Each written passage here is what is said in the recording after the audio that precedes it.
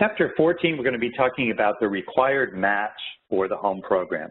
So in one of our first introductions to the home program, we talked about part of the concept of the home program was that they would try to get involvement by units of local government, by private lenders. And so part of the requirement was that for the federal dollars, this new source of federal dollars that we'll be putting in for housing, that they wanted to make sure that there were other dollars brought to the table and invested alongside that federal funding. And so the requirement of match is part of the home requirements.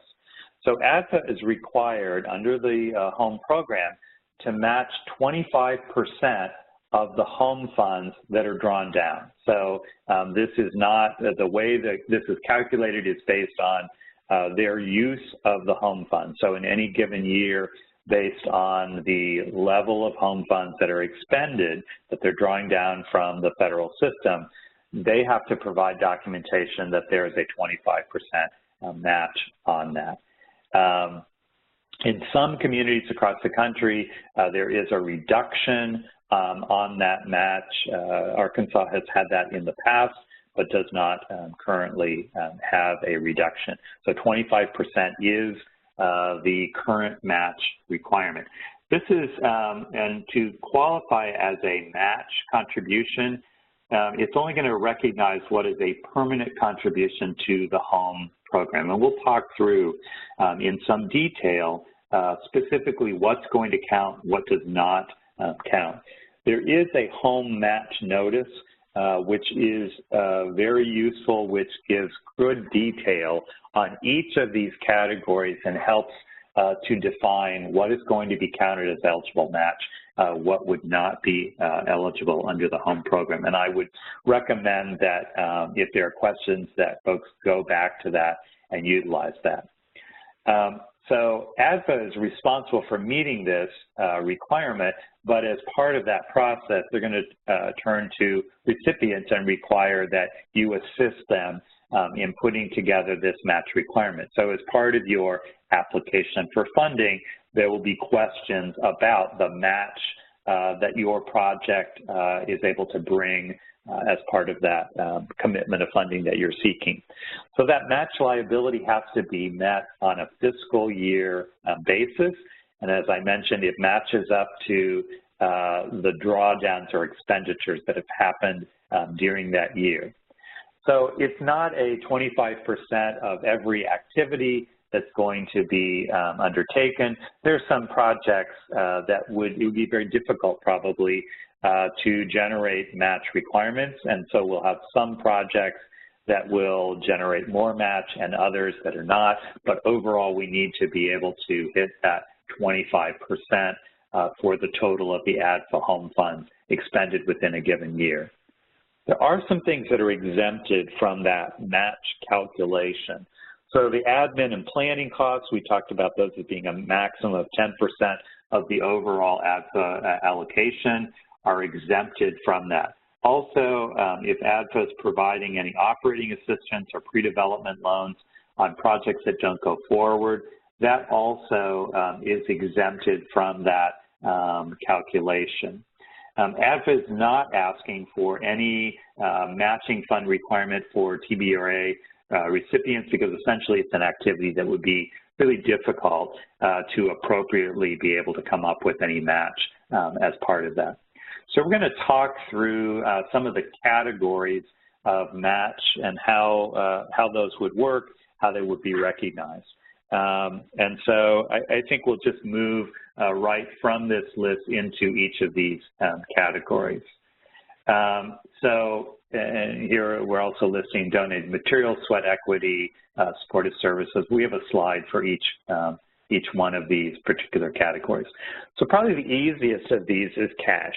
Cash or cash equivalents is pretty easy to be able to calculate. So if I am applying for, let's say, a large-scale housing project, and I'm going to provide some non-federal local funds, they're going to be as part of my commitment to this project, and they're going to be part of that project. They're going to be a permanent contribution. they would be counted then as match. They're going to be credited or counted as match at the point that they are expended. So for instance, if that match, they said, you know, we're going to put in $100,000 towards the acquisition of this property site, then when they expend that money to purchase that site, at that point, then we would count that match as having been in place, and ADFA would be tracking that. We'll talk about the timing on match as we kind of go through this. There is an exhibit in the chapter that helps a little bit on kind of thinking through the acceptable forms and on match, and I think would be a good resource for you. Cash equivalent also means where we have something that's a below market. So we might, you know, if a market rate loan is currently, let's say, 4%, and you were able to provide a 2%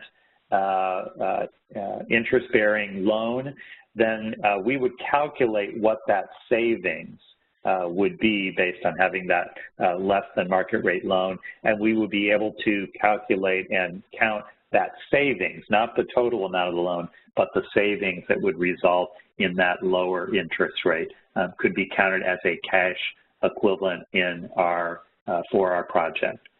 We also might have a number of fees that could be waived. So, for instance, if in your local community, maybe there's a tap-in fee to connect into the water system. Maybe there are permits and other fees that would generally be charged to the project.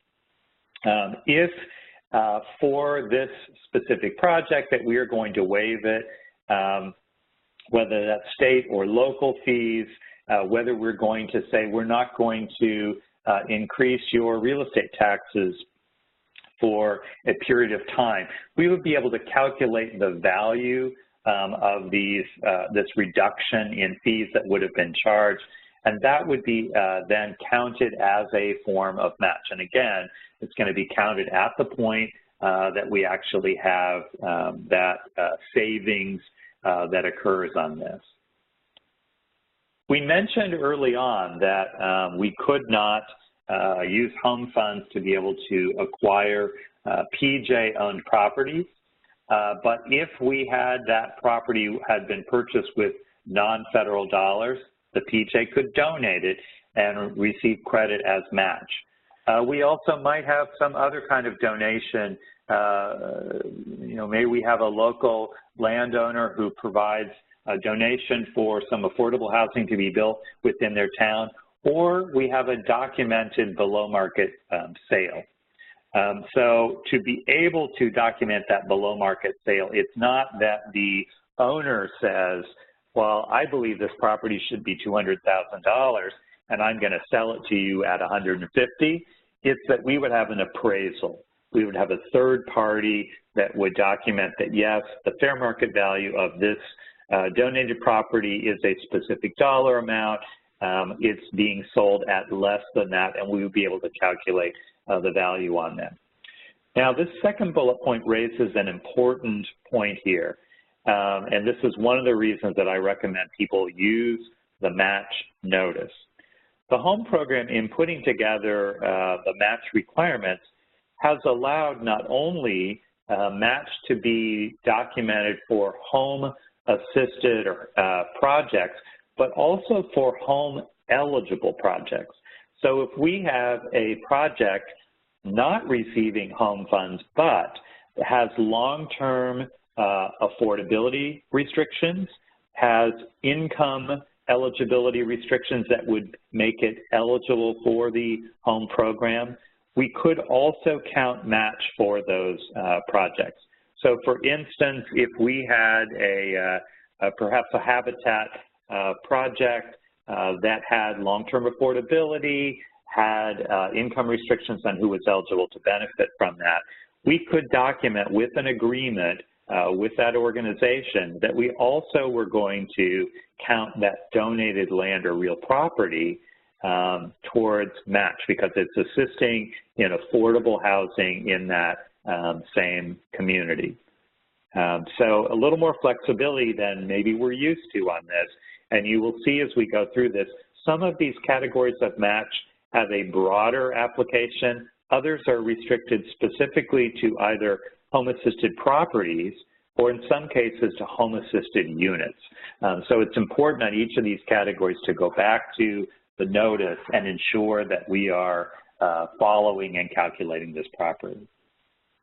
As I mentioned, properties that were acquired with non-federal funds, we could, if it's donated, we could count that at 100% of the value. Since we're looking for non-federal sources of match, if we have a property that was acquired with federal funds, it's not going to be counted.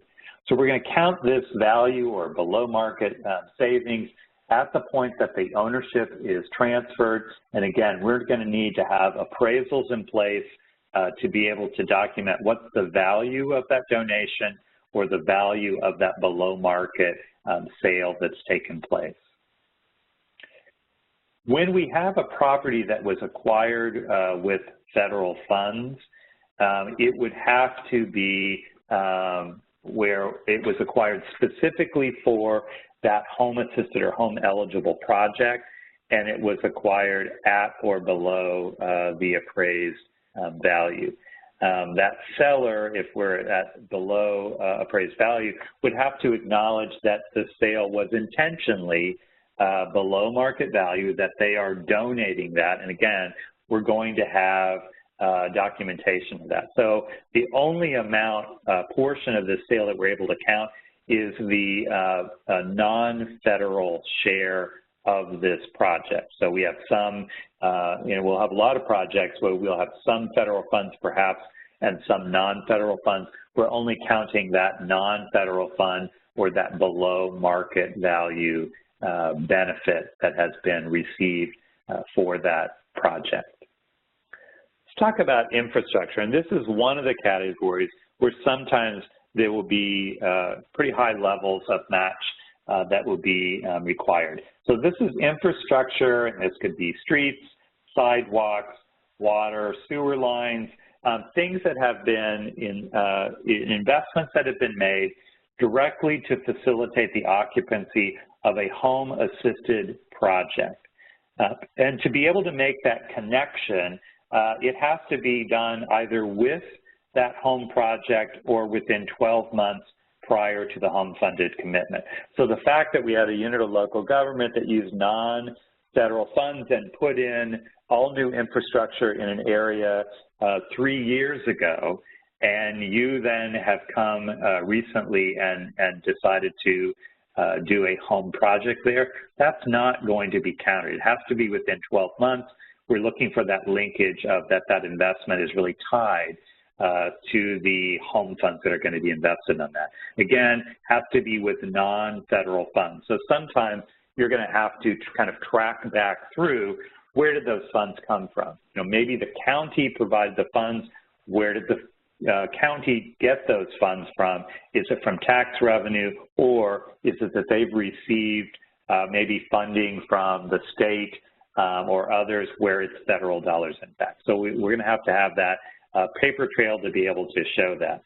In cases where that investment was made, and it includes both home and non-home housing, we're going to have to prorate that to determine what portion of this overall investment do we actually attribute or connect with our home investment, and what part is not linked with our project. That calculation would need to be in the file. We're going to credit that investment in the infrastructure either at the point that those funds are expended, or in the case where we have the infrastructure already there, since we mentioned there was a flexibility of looking back 12 months, then at the point that that home commitment is made, that we would be able to go ahead and count that portion of the infrastructure that was eligible. Keep in mind, the infrastructure match requirements are for home projects only. So we mentioned in the last category about where we had donated real property that we could do for both home-assisted and home-eligible. We don't have that flexibility under infrastructure. It's for home-assisted properties or projects only. Another category are housing bond proceeds. So at most 25% of ADFA's total match can be utilized through loans that were made with bond proceeds. They have, the HUD requirements have allowed bond proceeds to be included in meeting that match requirement, but they put several restrictions in place that we're going to be talking about. So the first of those is that no more than 25% of whatever that total match can come from this. And this is counted for both home-assisted and home-eligible units that are receiving these proceeds. So this is something that ADFA would be able to track, and that might be state-issued bonds, that might be a local-issued bonds where we have housing proceeds that are assisting either home-assisted or home-eligible units. We have a further breakout then, or restriction, on how match can be credited. The maximum amount for credit is no more than 50% of loans to multifamily projects and 25 to single-family projects. We're going to make the credit for those bond proceeds at the point that that loan has been closed on. So not necessarily expended, but the loan closing has been completed as part of that. We also have within the match notice a category for donated or reduced rate materials and equipment. So what ADFA is needing to be able to do as part of documenting this is to look at what the normal cost would be for the value of those materials or equipment. And so in the case of materials, we would need to have a description of those materials and be able to document what the specific market value of those. For equipment, where we're either having a donated use of that equipment for a period of time, or perhaps there's a reduction in what they're charging, we need to get from that equipment owner a letter that documents, here's what my normal cost would be, here's what the value of my donation is, or here's what my value is of that reduction or discount that I'm providing, and that that's intended to be matched for this project. There also is a category for donated or reduced rate labor and services. So for donated labor, and so I'll use the Habitat example again because it's kind of the first one that comes to mind. We might have a project that included a lot of volunteers who are going to come and help construct a unit.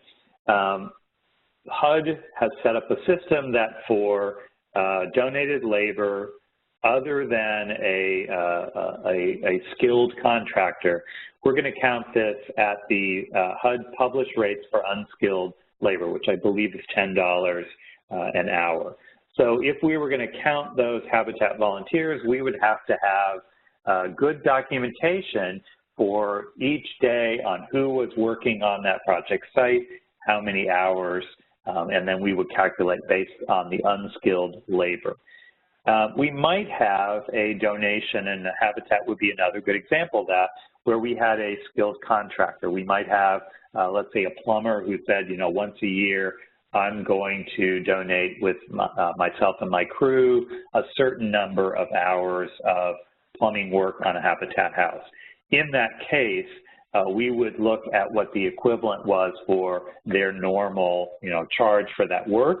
And so again, it would be documented from that contractor about what their normal rate would be for that work, and that documentation then would need to be in the file. That's going to be credited at the point that that work or donation has been completed or contributed to the project. Also, we have a category on sweat equity. So this is where we have the owner or future owner who is going to complete work on a unit that they will later occupy. This has to be done through an ADFA established program. And again, we're going to utilize that HUD unskilled labor rate, which is $10 per hour. And this is something that would have to be completed before that project completion report has been submitted. So it would be something that would be planned for and documented as part of the implementation of that project. Here's where we kind of switch into a different category of how we count things. For supportive services, we're only going to count those services that are provided to a home-assisted unit. So we might have a property that had some kind of supportive services. Maybe we help people be self-sufficient or independent living. And let's say we have 20 units in the building. The services are being provided to all of the occupants of the building. But we have 5 home-assisted units in that building. We would need to be able to calculate what is the value of the supportive services that were provided to those 5 units. We also need to make sure that they were paid for with non-federal funds. And oftentimes tracking down what's the original source of the funding for those supportive services will take a couple of contacts to be able to figure out, are these really non-federal funds? They may be coming from a city or a county. Where did they originally get those funds? If we can document it as non-federal, it's during that affordability period, we could take that as match for each of our home-assisted units. So once we have that system in place, if we have a rental property that has some supportive services that are being paid for by non-federal funds, and let's say we have an affordability period of 20 years, we could be counting match for the next 20 years on that property once we were able to get that system in place. We're going to count that when the services are provided, so on an annual basis we could be going back to that project and calculating the value of the assistance and documenting eligibility on this. So it would be an ongoing source on this. Homebuyer counseling. So when we're assisting households to be able to purchase units using our home-assisted, our home funds, they are required to receive homebuyer counseling. If this is being provided either donated or from a non-federal source of funds, we could credit that value for each of those home-assisted families as match on this. So we would have to be able to document what's the value of the counseling that they received. So maybe it's $400, and we would then be able to take that credit only for those households that actually received the home assistance. So we might have 12 people that went through homebuyer counseling, but maybe only 6 of them actually were able to purchase a home with that home assistance. It would only be the expenses related to those 6 folks that actually purchased with home assistance that we could count that value. So some calculation and some tracking that's necessary as part of that. Let's talk about now some of the things that we can't count as a match source. So anything that came from a federal source is going to be exempt from that. Also, any kind of interest rate subsidy from tax-exempt financing, and of course, our low-income housing tax credits, that is not a countable source for match. It would be great if it was, but it's not included in that. An owner investment or equity in their own project, except for sweat equity, is not going to be allowable. So we couldn't ask someone receiving homeowner rehabilitation to contribute $100 and count that as match. The only match that would be allowable would be if they are actually contributing to some sweat equity as part of that project. And again, cash or contributions from applicants or recipients is not allowed. Also, counting ADFA's administrative costs are not something that would be able to do. The other thing that's listed here that's important is this match for any other federal program. So let's say I was dealing with the Habitat program and they had donated land.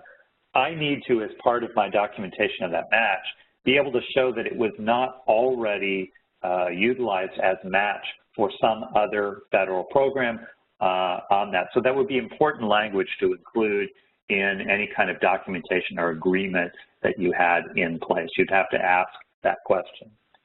So in thinking about how do I come up with match obligation, well, it starts early on thinking about what are all the sources for this project, and beginning to look at, since we talked about some of these sources include both home funded and home eligible, we might be looking a little more creatively about what other affordable housing actions are happening within my community. Is it possible that they might be able to be utilized as part of meeting that match requirement?